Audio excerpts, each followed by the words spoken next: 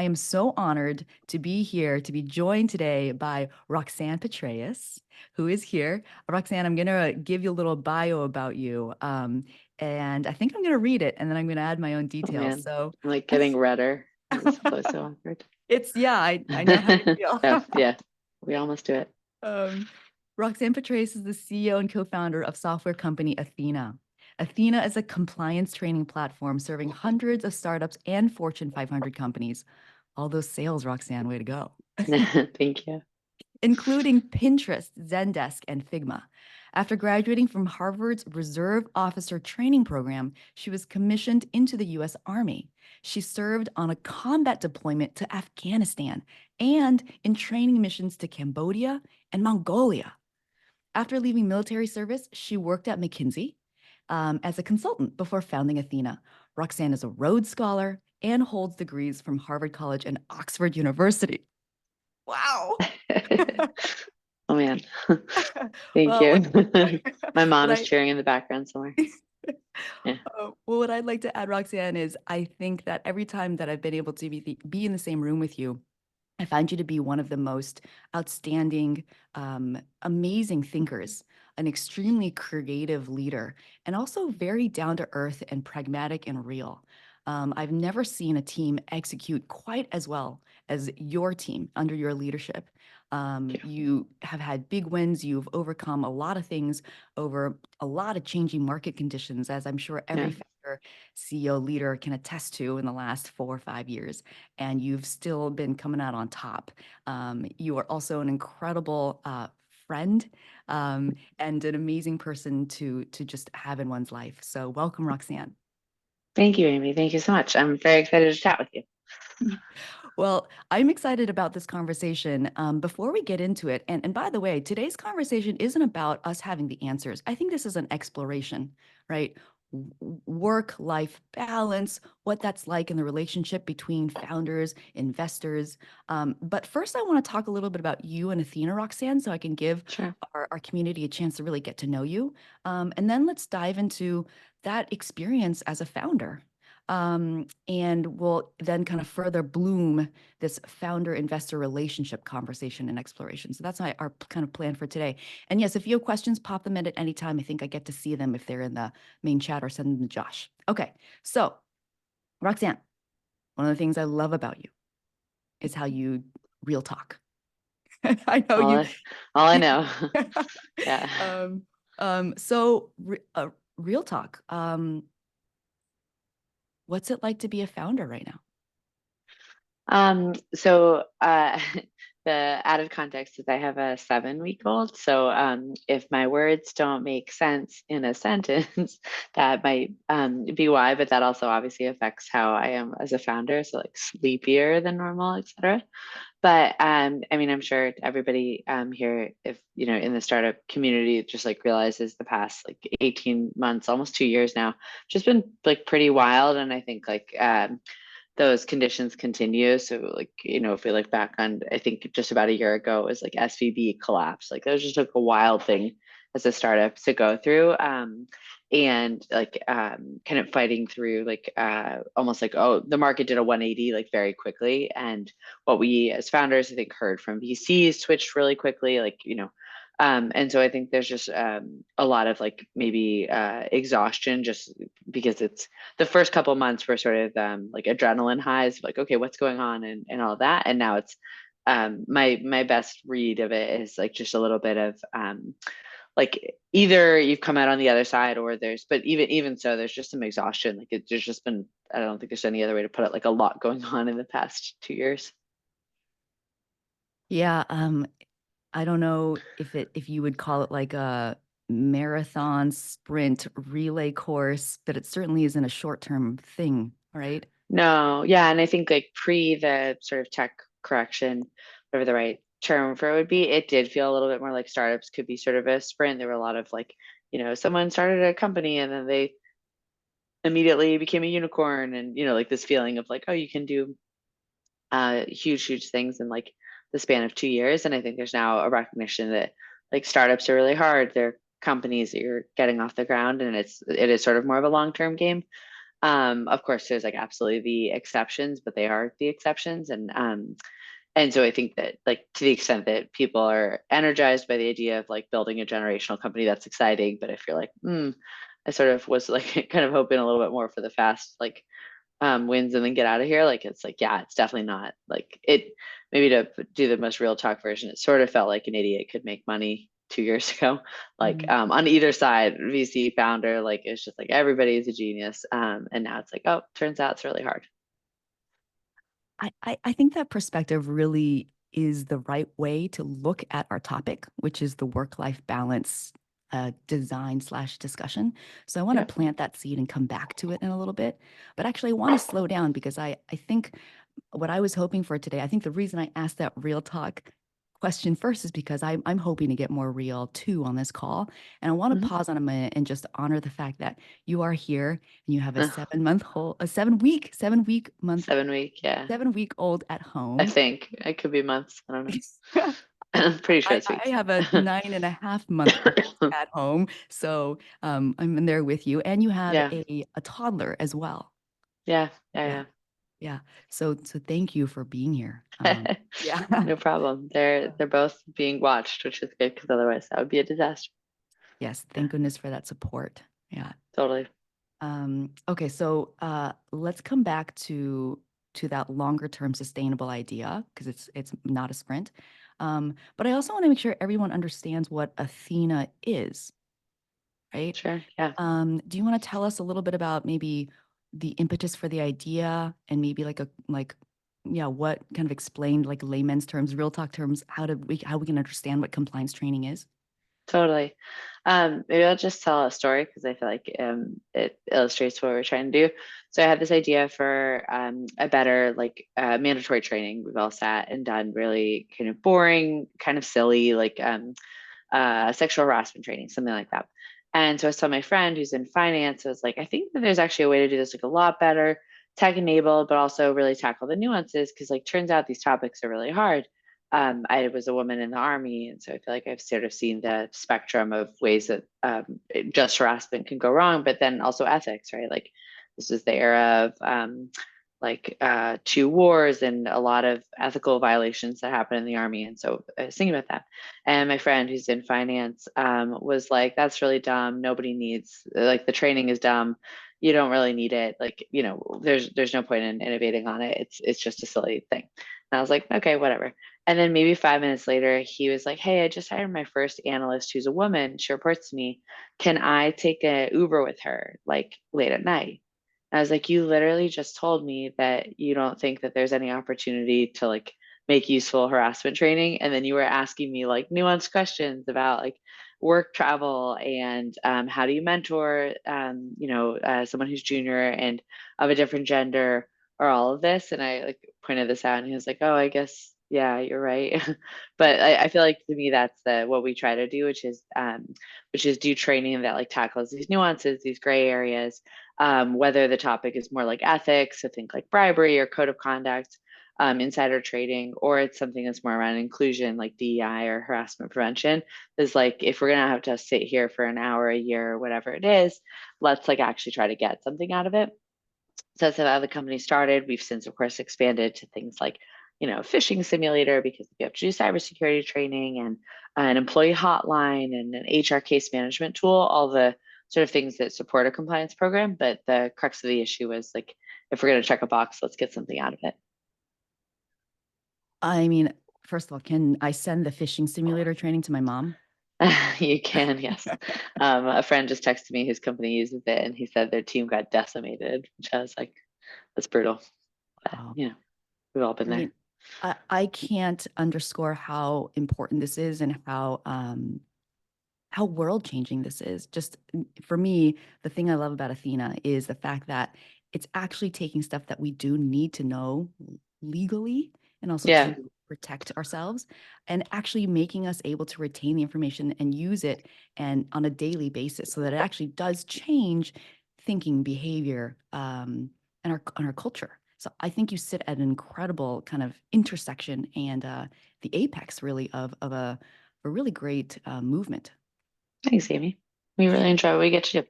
Get to work with very cool companies and HR and legal leaders who I feel like have all the best insights as to what's going on. Yeah, and one thing that I know to be true too is how fun your trainings are. Uh, Um, they're Humor actually is relevant important because humor. otherwise Yes, you check out. Yeah, which is a value at your company, right? totally. Yeah, yeah. Yeah. Actually, can you say a little bit about that? Yeah, so we have four company values because we think that, and like too many values, you just tune out. And one is humor is human. Actually, I think since I went on maternity leave, we slightly adjusted the language, but that's the gist of it. And basically, it's like I feel like humor can be so powerful to get people's attention, to break down barriers, to like build relationships. But I think in business in particular, people are very scared of humor. It's like, oh, I don't want to offend anybody, or I don't know what it is. I want to be taken seriously. And we read this book, Humor Seriously, from I think it's like two Stanford professors. It's just really phenomenal, and it has a lot of research on how like using humor, whether you don't have to be funny, but sort of deploying like whatever your sense of humor is, like just does so much in terms of authenticity and relationship building and trust. And then also just like life is way too short, so I feel like if I'm going to be with a bunch of people who no, like we're not having fun and no one's laughing. Like, what are we doing? So yeah. I think that's brilliant. I think in a couple years, there's going to be some HBR research study that shows Uh, how integral and important humor is in conveying information, building trust and community. And yeah. you're going to be like, bingo.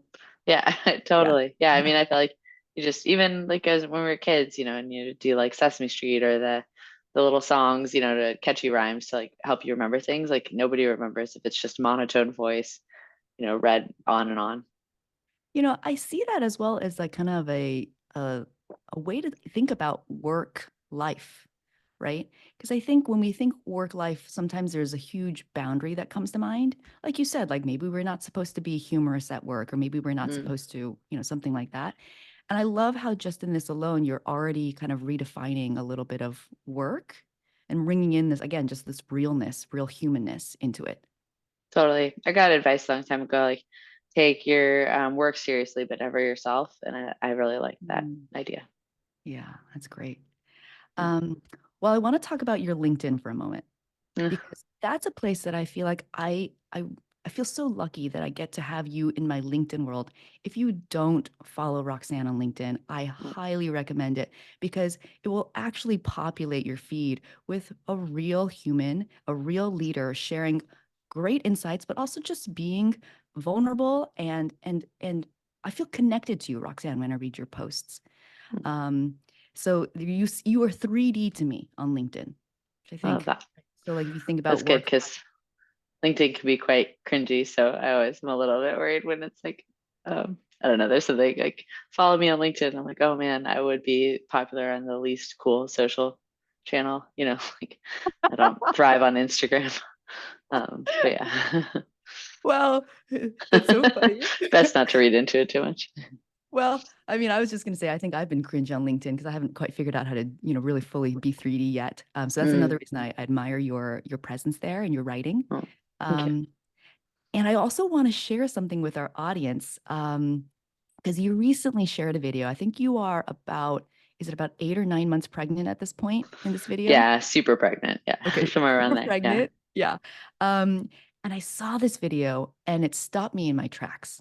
It just like my jaw was on the floor and I was doing like high fives and like just jumping jacks. It just was so incredibly inspiring to me.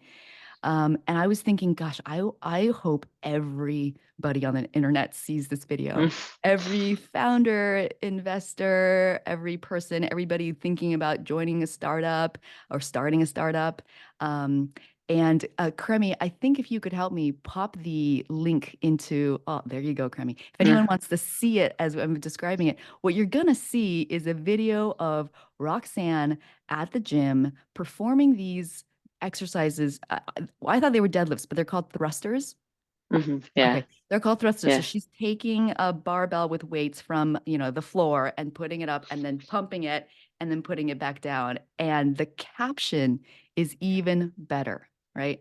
Um, it's about, you first getting pregnant and meeting the motherhood penalty, especially when you were fundraising. And there's actually a story that you share quite often about when you were fundraising and uh, being nervous about telling investors that you were pregnant. And then actually, what did one investor say to you? Yeah, but I was just on a phone call. It was kind of pre-COVID, so it wasn't even Zoom or anything. But he just asked, like, sort of apropos of nothing, if I was planning on getting pregnant. And this was very, very like early in my startup journey, and I was just obviously taken like by surprise because we weren't talking about anything like that. And it was just like a really uncomfortable moment because it was really none of his business, but he was a super powerful investor, and I didn't exactly know what to do. And so I just kind of made a joke of like, no, and you're not allowed to ask because if this was an employment relationship, you aren't. And he countered with like, well, I'm not looking to make you my employee. I'm looking to invest, and sort of insinuated that he was asking because he basically like didn't want to invest in someone who wasn't 100% committed to their startup, and the idea of getting pregnant would mean that I was distracted, which I think is unfortunate because for a bunch of reasons, but also like I don't think that men founders are asked, "Is your partner thinking of getting pregnant?" Like it's just not the same. Yeah, I'm so glad you brought this up. Let's actually kind of go into this for a moment and come back to the video because I think it's such a powerful example of what is happening in these conversations and these relationships. What occurs to me is that, I think we all pattern match, and certainly investors do. And for this person, um, becoming pregnant or being a woman and being a parent, right? Being a woman and being parent to him was a signal that you would be less committed. Yeah, that's right. And And that what, like even a woman in your 30s, you sort of had the risk factors of like you're probably gonna do this. yeah. And that sounds like the opposite of support to me. I don't even know what that is. And it also sounds, at least in your case, 100% incorrect because there is your commitment. I mean, just look at this video, right? Look at this video of you thrusting the weight, and how you've led your team through the pandemic and having two, not one, but two children. Yeah. So what do you think of that? Of kind of, I mean, I'm thinking of like, is it about updating the signals? Is it about changing the patterns of pattern matching? Yeah.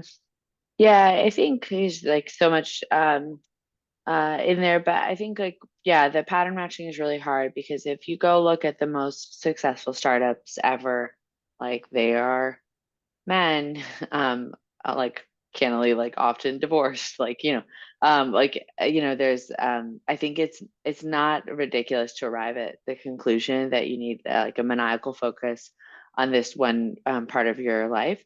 Um, but I think that if you like obviously use the patterns of you're just going to be stuck in whatever the paradigm of 20 years ago was, because that's like who produced these founders.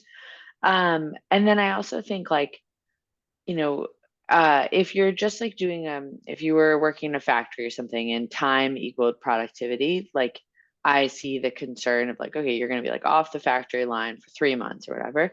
But I think, like, in like a knowledge work, like that's not how we work, right? It's not like you can make me sit at my computer for 24 hours straight and definitely the 24th hour will be so much less good than the first hour.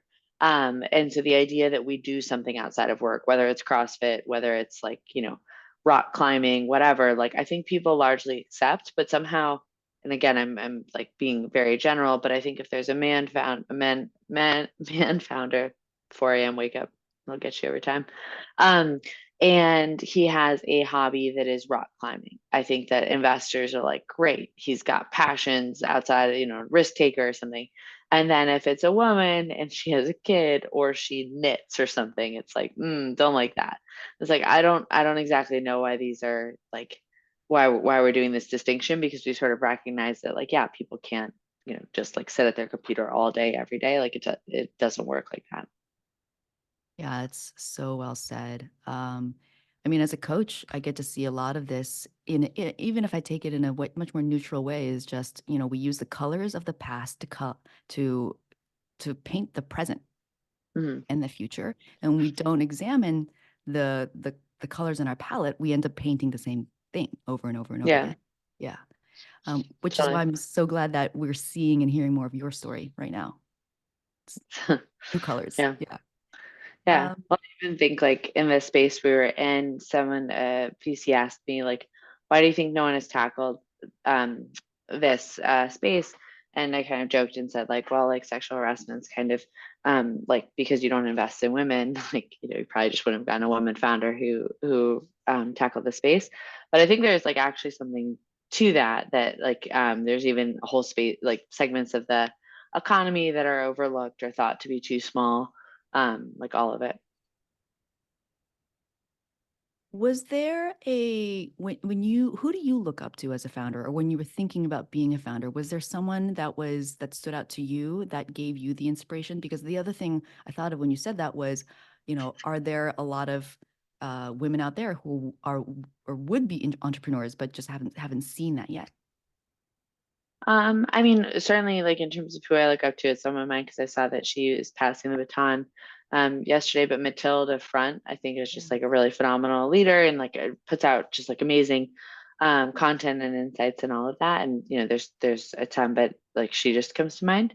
But I think it's like maybe just obviously broader than just gender. I think it's like when I was in the army, I remember noticing that there was this like archetype of kind of the Captain America. So he was tall, he had a square jaw, very fit, or whatever. And people like that aren't always good leaders, but whenever they walk into the room, there's just kind of this assumption, like, you know what, if I have to guess, like that guy, good leader. And sometimes they were like real dumb and like really bad leaders.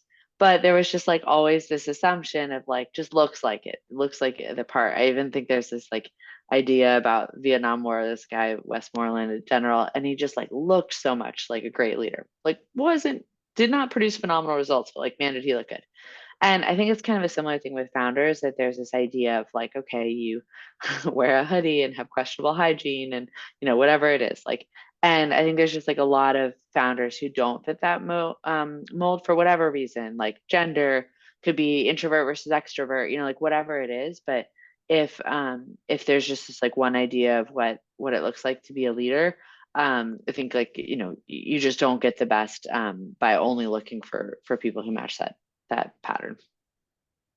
Yeah, and it's easy to get it wrong, like you said. I almost spit my coffee out when you just made that joke about it being pretty dumb. Yeah, Um, that's true. Like, yeah. yeah, well, I mean, then let's come back to this LinkedIn post. I'm hoping everyone has had a chance to see it now, because the next part of the caption I really want to highlight is I'm quoting you here. My son is now a few years old, and I'm super pregnant with my second. My company, Ethena, just had its strongest quarter ever. Yeah. Okay. We've recruited more incredible team members and brought on our largest customers yet. And I'm still waddling into the gym at 6 a.m. because it turns out that fundamentally motherhood didn't change who I am. Um, I, so anyway, I don't know who needs to hear this except for that venture capitalist who asked you if you were planning on being pregnant, but counting mothers out of the game is dumb. So do you want to tell us a little bit about the performance of your company with the success there? Yeah, and I can also just note that I think one thing that what got me concerned is like maybe some like deep down I would worry like what if they're right? Meaning like what if I become a mom and I am like, you know what, I don't have it in me. Like, or I just really want to spend more time with my kids, and like I just don't want to like fight these battles as much. Like I think I just worried that like there was some truth to the stereotype. And so I think I found it really comforting to see that like coming, on the backside of being a mom and now being a mom of two, that like I don't feel that way. Like I love my children. I'm like incredibly excited to be around them, and I still have the exact same passion. And then it was really nice for me to see that like I'm still really good at it, because I think there's also a fear when you like go out on parental leave or you step away for a minute or whatever, that like, oh gosh, like what if I don't, like I just don't have it anymore, and that's just like really scary. And so for me that was like what has made me feel better, that I've still got like the drive and the fight, and that Hmm. I'm not, I guess, like what the stereotype that maybe some would think of, like I'm checked out or I'm past my prime or something like that. um yeah, that's like, I think for me it was important, and that's why it was really exciting that it was like, yeah, even while I'm pregnant, we have like, signed even larger customers than we've ever had before. We've had like all these exciting wins like that felt really good and validating to be like, no, like I still got more in me.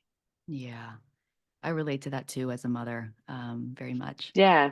I Yeah. feel like I had a lot of people write me personally just saying actually a ton of founders too, but I didn't necessarily know followed my stuff, just saying like, man, this hits really hard. Yeah. What's the impact on the people that work for you when you are leading in this way, sharing the story in this way, building your company in this way? Yeah, I think when as a leader you are authentic about like what's going well and not well, it just engenders a huge amount of like trust and loyalty are the two kind of things I've noticed. So one, I feel like people at my company kind of feel a little bit more comfortable saying like, I'm going through something. Even if they don't want to talk about it. It's just like I think they feel like a level of like there's some level of support, and I think that's super different than saying like we're not a performance culture and like just come here and we'll do yoga at 3 and everyone like go for a walk. Like you can still have a very high performance culture but also be supportive of people who are going through fertility treatment or caring for like an aging parent or whatever. And so I think that trust has been there, and then just a huge amount of loyalty, because I feel like when people feel like they have a place where they can really thrive, they're kind of holding on to that, which is really nice. And you and I touched on this a little bit in our prep conversation, but you just made me think of, you want to share a little bit about what your philosophy is when you hire, for example, women in their 30s who might have kids soon? Well, it's definitely not asking them, are you pregnant or planning on getting pregnant? That is not an interview best practice. Yeah, I mean, I think what we've tried to do, even like working with our people leader, Melanie, is like, to the extent we can, like set up ways that we can be like supportive during someone going out on leave. And I think it's important to acknowledge as a leader, like it's not easy. Like it's never easy when you have a small resource strapped team and someone is gone for 3 months for whatever reason. Like that's just like hard, full stop. And I think that that's sometimes where the conversation gets it a little bit wrong. Like it feels like there's two extremes. There's either that VC, who's like no one except for like single men can achieve great things or whatever. And then on the other extremes, there's this sort of like take all the time you need and like we support like no worries. And it's like both of those are not true. Like it is a startup is a performance culture at the end of the day. Like you need results. But I think what we've tried to do is set up like systems that let people be people, and then still say like, yeah, and we expect like really strong results. And just because you've had a kid or something doesn't mean you're going to be any less good of a whatever leader you are. Yeah, like that's just sort of how we've tackled it, and just trying to be a little bit more honest about both the challenges, but also fundamentally like, yeah, we totally want to be a place where people in their 30s, for example, can come work. Like I mean, yes. And there's this brilliant kind of way of you have of describing it was, I think you told me, we're not, because you're trying to hire A team members, right? Totally. So, Yeah. and your team is made out of A team, like shout out Melanie, right? You just mentioned just Yeah. now. Um, and I think you said something like, we're not just trying to hire the best Chad in his Poor 30s, Chad. Yeah. right? We're just trying to hire the best person. Yeah. I Can you think that like opening the aperture, even like geographically, like all of it, you just get to like pick from a really much more like a deep talent pool. And so I think the fact that women are in our talent pool because they haven't disqualified themselves or we haven't disqualified them, et cetera, like has just been really powerful. you're reminding me of actually that venture capitalist who asked you that question. Are you planning on getting pregnant? Because it does sound like you have an updated ways of looking at signals for the best talent that don't include, is this a woman in her 30s? Totally. Yeah. Yeah.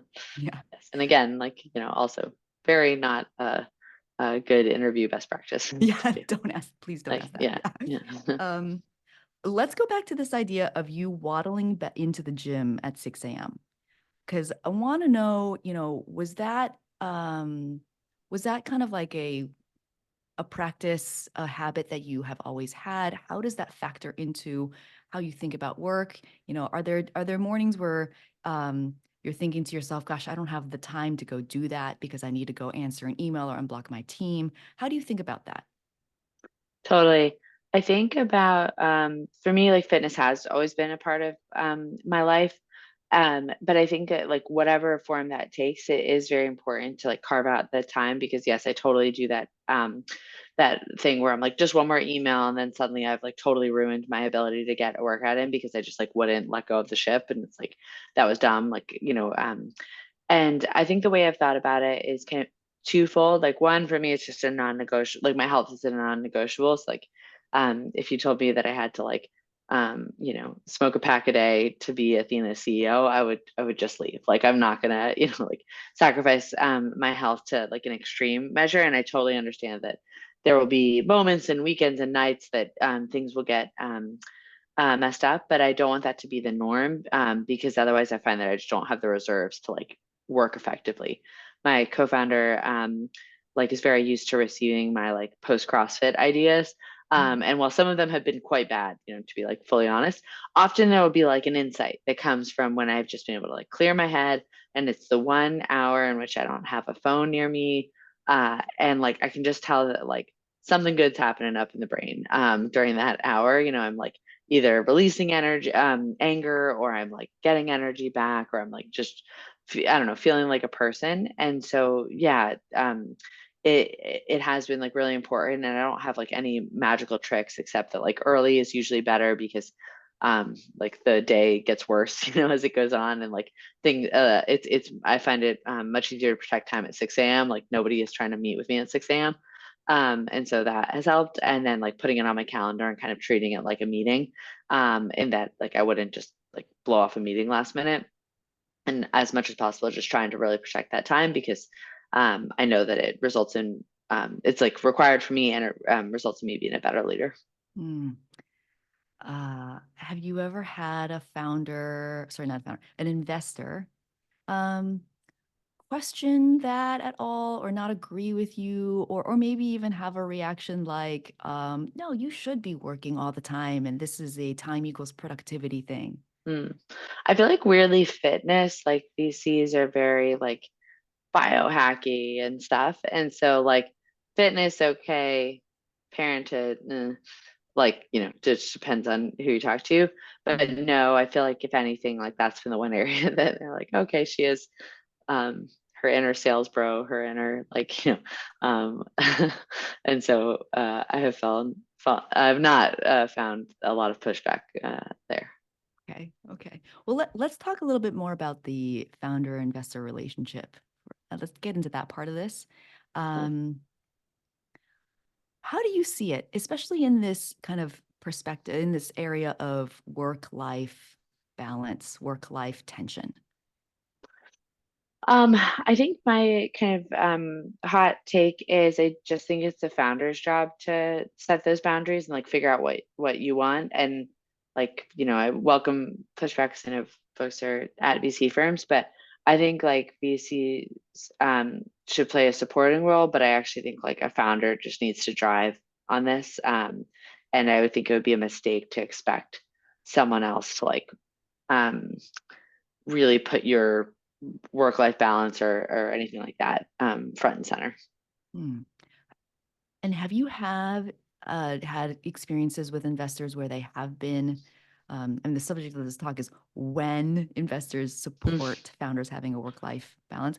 Have you had examples of that? Yeah, I mean, I can think of like two things that sort of work in my paradigm of like it's my job to, sort of protect my mental health, protect all of that, but I do think there's things that investors can do. So one is Felicis has something I feel like it's called the 1% pledge or something where they essentially so Felicis was is one of our investors and they put money like as sort of a percent of their investment to things like executive coaching. Which I think is like phenomenal, like great example of like, hey, here's some money and like it I'm carving it out so that it doesn't feel like, oh, I should be spending on something else. It's like it's dedicated for this type of support. Love that example. And then another is we have an angel investor, Andy Dunn, who is the founder of Bonobos. And I think he does an amazing job more like in how he is publicly. So he wrote a book that I think is just so good, Burn Rate, about like founder mental health. And it's just really open about his own struggles and how he's dealt with it. And I think that that is incredibly powerful because in both the VC and the founder side, there's this pressure to like always be crushing, sort of always present this version of yourself that's like, everything's going great up and to the right. And of course that's not true. Everyone knows it's not true, but it's still easy to get tricked. And so I think it's really powerful when people do what Andy's done, which is say like, here's a bunch of things that I struggle with or that went wrong or that were sort of my like embarrassing moments and just puts them out into the world because it's the antidote to the like I'm crushing it all the time. What's wrong with you if you can't? Yeah. Uh, I got the chance to meet Andy when he came to speak at Google to our small team, Uh, and I nice. was equally as affected by him. I mean, it's such an act of leadership and courage for him to be out Yeah, there doing that. I see you doing the same thing, Roxanne. totally. Yeah. No, I've really enjoyed Andy's stuff. Yeah. Um, No. there was something that I think you had a perspective on. 'Cause it got me thinking, what makes it hard for investors, or maybe hard is the wrong word. What makes it maybe what stands in the way of sometimes investors being, let's say, 100% supportive of founders having a life outside of work, of that whole work-life balance thing? What gets in their way? And you kind of said something when we were prepping that was pretty compassionate about what investors are dealing with too, the culture at their own firms. So what Yeah. what do you think gets in their way? Yeah, I mean, this is me speculating, but I've read some content about like how it is equally a hard time to be an investor right now. They're under pressure from LPs, like the performance of the past year, is really hitting and all of that. And I think that when it's that phrase like hurt people. I think when someone is under pressure to perform, it can feel really tempting to, if you would hear a founder say, like, I need work-life balance to just unleash and be like, no, you don't. You need to get these numbers up like ASAP or else. And I think that I understand where that comes from. I think it's misplaced because like you can't like to what we were talking about earlier, like me just like not letting go of my keyboard for 24 hours straight is not going to help me navigate like changing economic conditions. Instead, me both working very hard, but also like making sure that I'm cognitively functioning is the thing that has helped me like ride the wave of the like challenging times. But yeah, I think there's just a lot of like, look, it's a stressful time for everybody, but no one can really acknowledge that because of this whole crushing it all the time facade. And so like I think that that's my armchair psychologist perspective of what's probably going on. Yeah, when you said that, it just kind of really opened my mind to the idea of like, do investors support each other Right. Yeah. And like having my sense is work-life no, I've balance? heard it's like a very cutthroat industry. And, so like I think it's hard to, it's like a common meme and like mom Instagram stuff of like fill up someone else's cup if yours is empty. Like I imagine there's something like that going on. So maybe the title of our talk now is what if investors and founders were supported in having a work-life balance? What would be possible? Yeah. Or just felt confident enough to just do it, like regardless of whether I'm supported. Like here's just like how I'm gonna do it. That's right. Yeah, that's thank you for clarifying that nuance, because yeah, like you said, it's like you said, it's the founder's job to lead, right? Yeah, that's what I think. Like it's um if I don't like the balance I have, I think it's my problem and I need to fix it. Yeah, and if we are all feeling the sort of invisible, I don't know, pressure of this crushing it all the time sort of illusion, the hustle culture, Yeah, exactly. then Hustle culture. then we can all just each step out of it ourselves, and that becomes a ripple effect, especially when we're leaders. Totally. Yeah, that's right. Well, I kind of want to summarize a few things that you said, uh, because what I'm hearing is, these are the things that are happening that you are experiencing when you do have a life outside of work, when you get to the gym at 6 a.m. Yeah. Um, you get more energy, you said, more creativity, sometimes really powerful insights. I don't even know if you've measured like what, what, I don't know, revenue comes from one of those CrossFit No, ideas. it's like we joke, but one of our earliest, I told the story like a while ago, but one of our earliest like marquee customers was Netflix. And after like a big workout, I had this insight of like, oh, I think this is what they need. And I think this is how we could show them that this is exactly what we're doing. And so Anne since then has been like workouts equal like marquee logos. Um, yeah, That's a pretty good ROI. yeah, yeah, Yeah, yeah, on an hour of your time. totally. Yeah, Yeah. So you get marquee logos, you get yeah, huge customers. You said your cognitive function improves. Um, also on your team, it sounds like when your team sees you do this, more loyalty, and then also you've got this stamina or slash a system, like a way to sustain this long-term journey of being a founder and a leader. totally. Did I miss anything? No, but I did catch a question that I would love to address if we are able to, just because I think it's like a really good tactical thing. Do you mind if Yes. it sounds like, because I think I actually really struggle with this, but the gist of it is what policies have we found to develop and retain A players while respecting the need for balance? And I can like just name a couple, but yeah, like welcome. I think this is like really important because it gets from the like philosophical to the like, but how do you do it?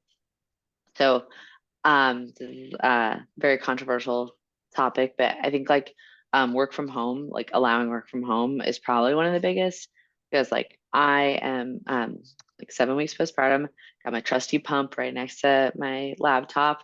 It is like so much easier for me to come back to work if I just have to like stumble down the stairs and be right here. But if I had to go into an office, like it's just a lot. And like we have folks who are doing fertility treatments or things like that. It's like kind of same thing. Like no matter what you're going through, if you have a dog, like I think requiring that work be done in a particular location and time, already like you are weeding out certain groups, even if it's not on purpose.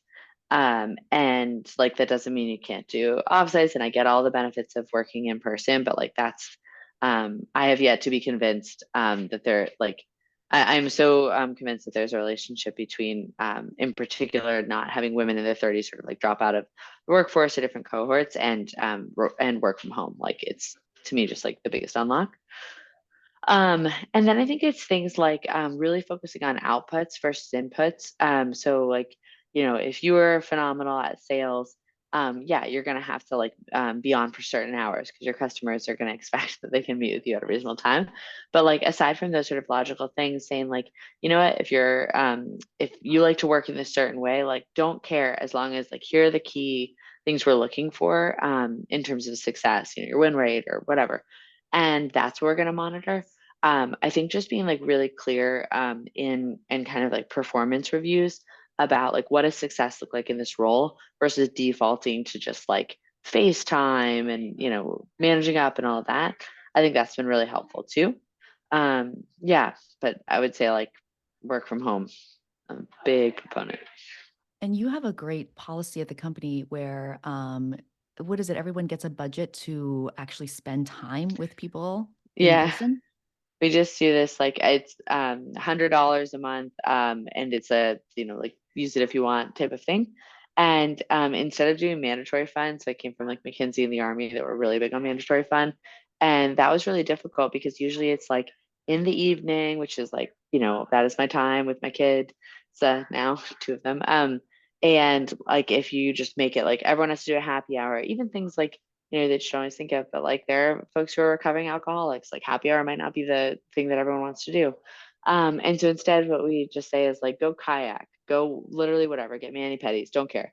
If you are hanging out with one other colleague, you can have this like $100 budget to just like go do something. And that's resulted in, I think, a lot of people getting together in ways that like work for them. And like to the fitness point, if you really like fitness, great, like get your workout in while hanging out with somebody. I think that like embodies the ethos we're trying to have of like we are hiring adults, and that gives a lot of trust and responsibility, and Therefore our policies need to reflect that versus be very prescriptive about like sign in at 6:30 p.m. in order to unlock your additional $25 Uber Eats credit. That sounds like actually a really great way to support work-life balance. And I hope any founders and investors are taking notes on this. Maybe they can steal it because I've also seen it transform relationships Totally. on the leadership team, et cetera, actually getting in real life interactions. Yeah, I think it just like humanizes the other side.